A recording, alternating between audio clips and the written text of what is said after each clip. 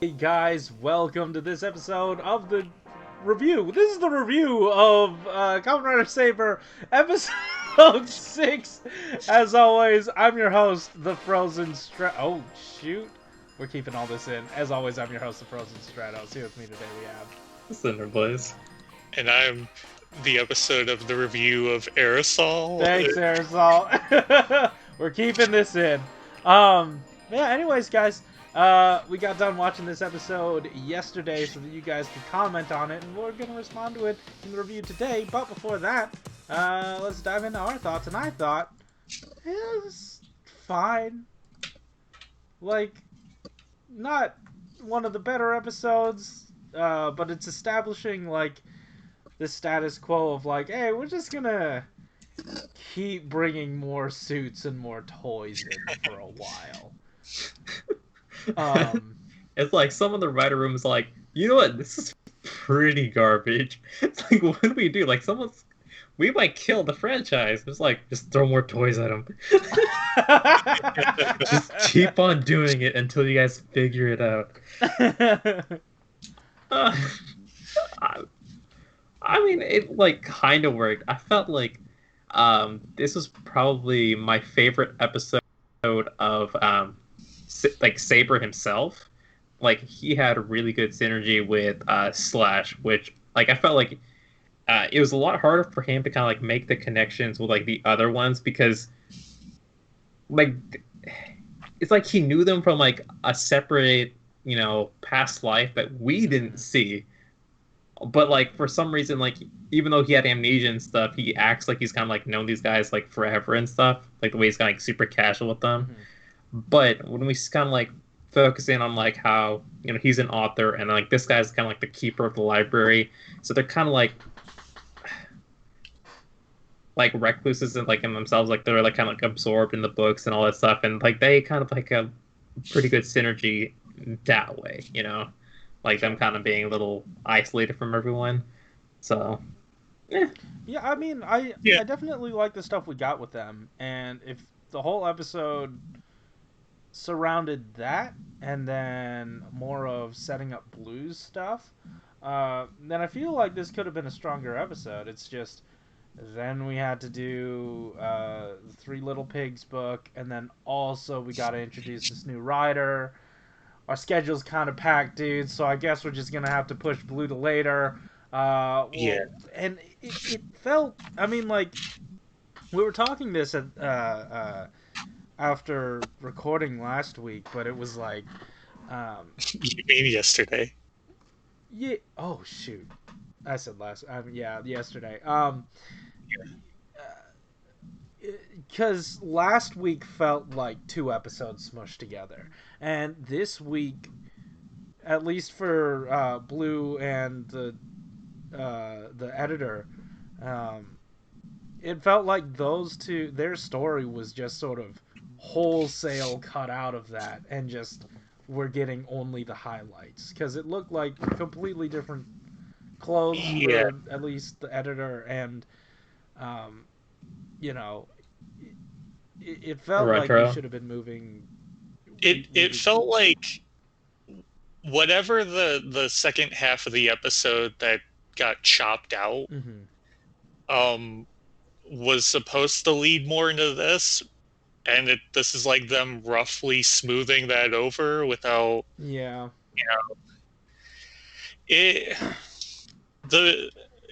Rintaro stuff definitely feels awkward in this episode, which sucks because I really like that character so far, and I really like just the story. It's a pretty basic story, just like avenging his master thing, but I like it. I like that they're trying to showcase, another side of his character. Especially like it just, unfortunately, it took up maybe 2 minutes of this episode, and the rest was, like you said, the Three Little Pigs book, just really shoving Kenzan in there, and trying to very, very quickly set up this whole Avalon thing. Yeah. And all of it kind of felt a little rushed and a little like, okay. I will say though, they didn't, for all the setting up they didn't lean on too much exposition. And something that I really appreciated with Blue's story was that, like, the way they decided to show us, his master had fallen to his blade. Like, they told us like it was a thing that happened, but we saw the suit itself, like Blue's suit, getting taken down, and that was his master. And I really like the sort of like efficiency of being able to use these suits as multiple generations. And I do like the generational aspect of these powers and like having them being handed down. I like that they introduced Toma as the new Saber. Yeah, he's not Saber; he's the new Saber. Mm-hmm. He's the new guy. Yeah. But like for even like that part, I felt like we needed a little bit more for that. Like honestly, like all of a sudden, like he's had like this whole grudge about someone killing his master. Like what? That happened like that moment, and like we already like this character a lot. We're already like invested into him. If we could just get like a little bit more, if like while he and like May were just kind of like touring the city, and she asks a little bit more about his life, and he drops some stuff like that, and it shows like he was like angry about how some of the things were resolved in like the previous generation and stuff like that. Then this could have been like really powerful because like having a character like this, like a lot of secondary writers have this trope where they're out for revenge. Like they're trying to beat the guy who did them wrong in the past, and like that's kind of why they're so antagonistic at the beginning for like a lot of these secondary writers. But like we usually get like that enemy coming in a little bit later.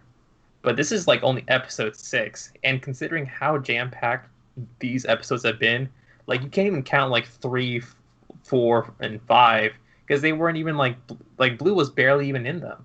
Like we're introducing like Buster and doing all this other stuff.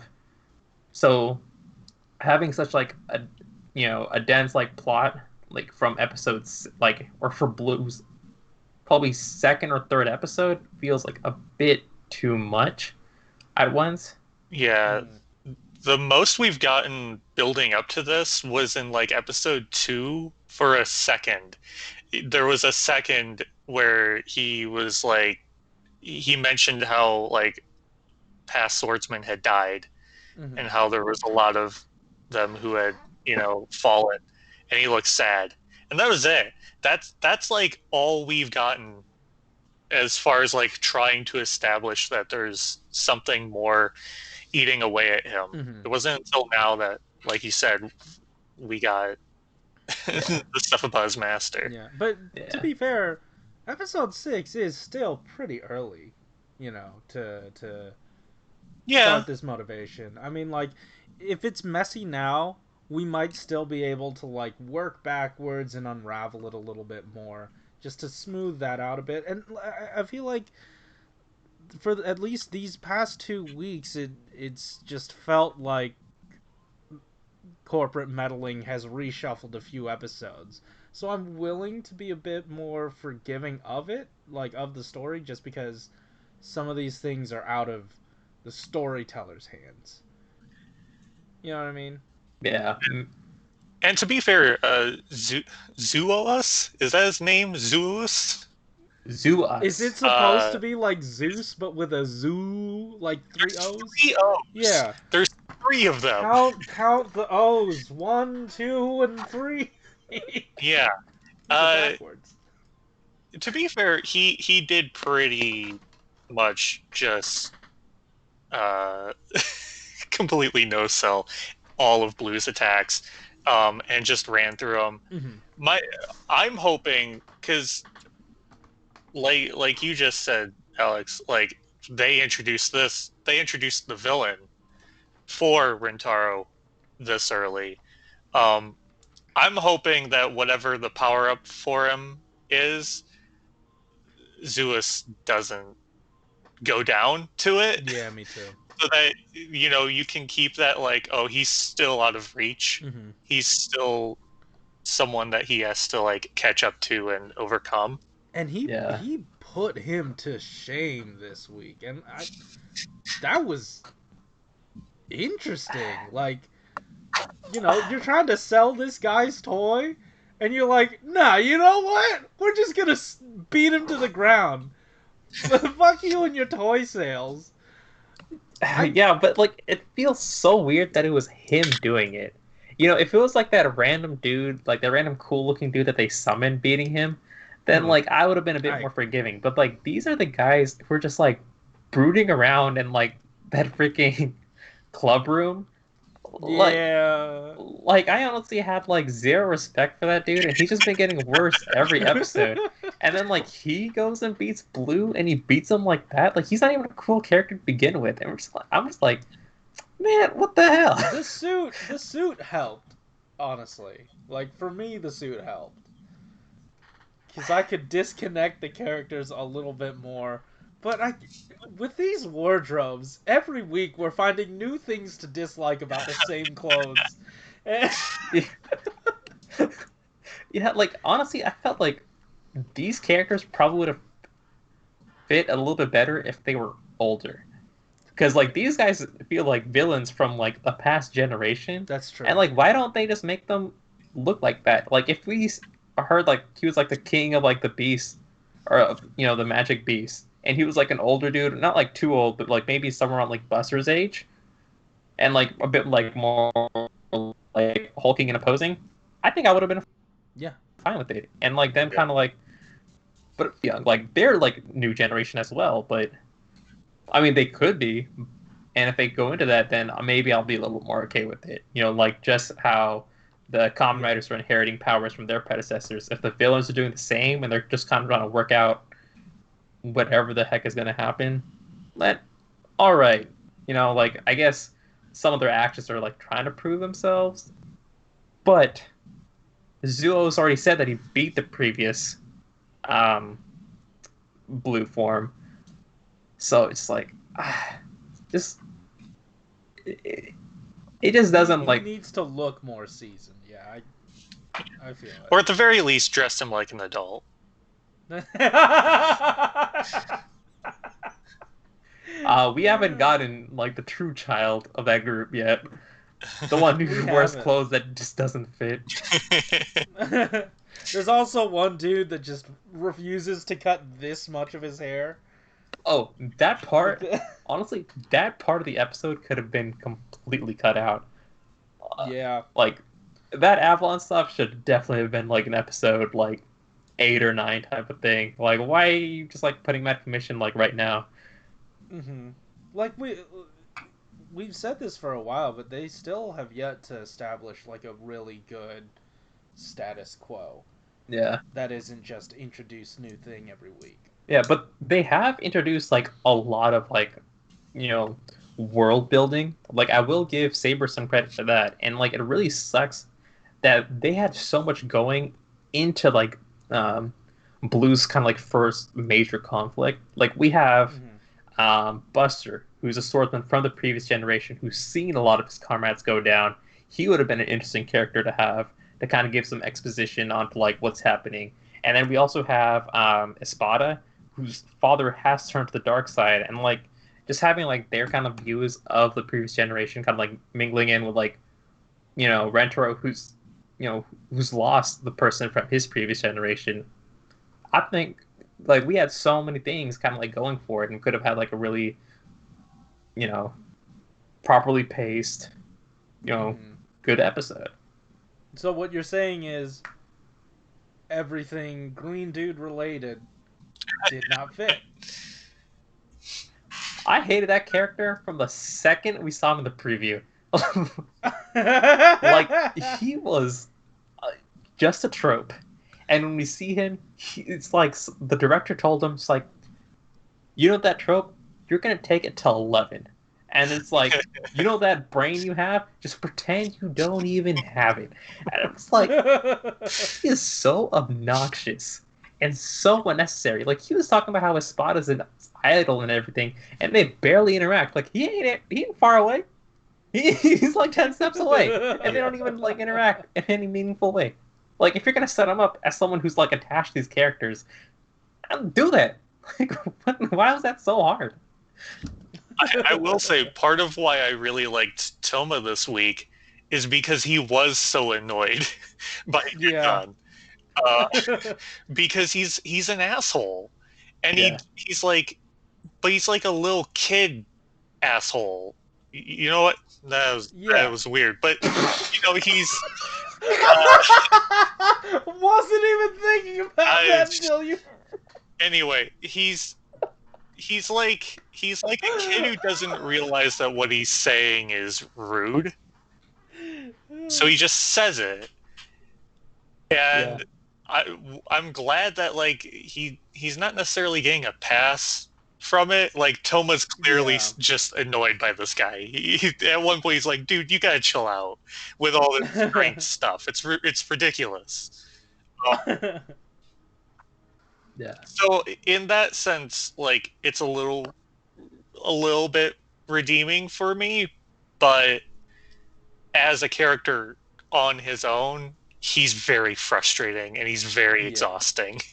I feel like they could possibly be setting up something like, I never really got to know my master. I didn't really get to learn any of this. You know, I just learned it on my own and found my own strength, and maybe that's something that he and Saber could potentially bond over later. But that's just speculation. That could just not even happen at all if they decide to cut it for more toy sales. I think too, a route that they could and probably will go is he's so arrogant, he's so like confident in his abilities, he's gonna get his ass like stomped. At some point. One of the most satisfying things of 01 was when Thouser was finally getting trashed by everyone else. So and then if we're setting and then it kept happening. And it kept happening. So if that eventually becomes a thing for him, for Kenzan, right? That could be nice, but I don't want to deal with him for Thouser amount of time. He kind of reminds me of like Jin when he was first introduced to 01. Sure. Like, I actually hated Jin because like he was a grown ass man acting like a 5-year-old, and I was just like the visuals just don't really like work here. At least this guy looks like a really young kid, but he's still like way too old to be acting like that. And like, it's not like he's a freshly born human here. This guy's been around for a while, and like, especially if he's been around like any of the knights, like especially like Buster, like he would just bust his nuts right there. Like, if he acted like that in front of him. You think that's why they let him just go off on his own, like to wherever that door leads to? It made it seem like he was just off in another like world or whatever training. They're hyperbolic. I wouldn't be surprised if they're just like, just let him be. He's as long as he's there, he's not screwing anything up. Do you guys have anything else before we move into comments? No. It's just an episode that I enjoyed for what it was, but there's still some glaring flaws. Yeah.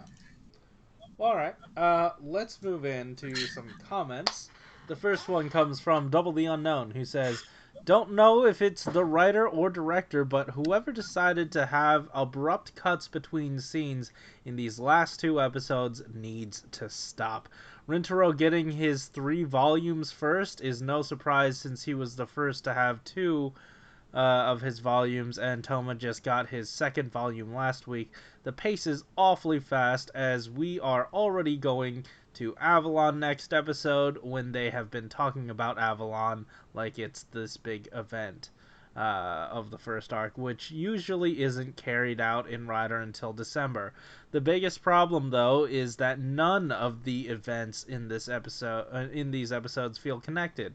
Rintaro and the girl, who honestly feel like this year's ship, are off being involved in a completely separate problem that feels incredibly disjointed from what's going on with the rest of the group.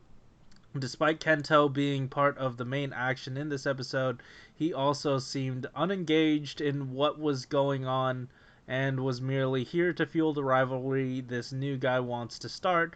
If you were to read a summary of events for each episode in Saber, the show would honestly be pretty compelling with a great ongoing plot.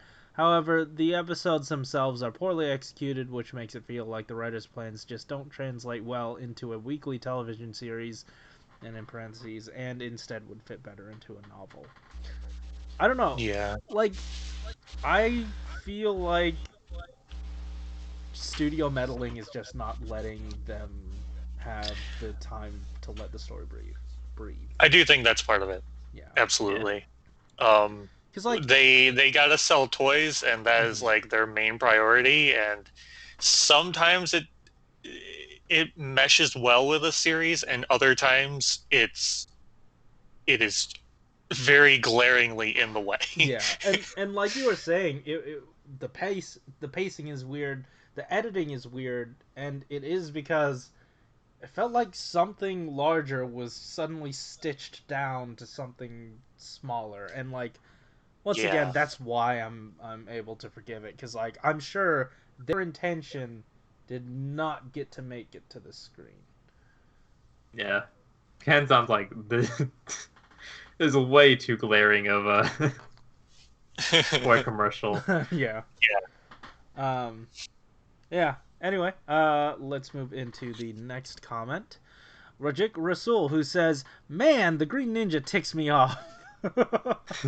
He's like an annoying brother, and the image he's like, nya, I'm better than you, and the blacksmith really does a poor job at protecting the forbidden books." I don't know. I thought that was neat. He wasn't trying to. It was funny. It was strange, however, that like, hey, are there forbidden books? That's usually a question saved for like endgame sort of stuff, and he's just like, hey, are there forbidden books? No. Right here?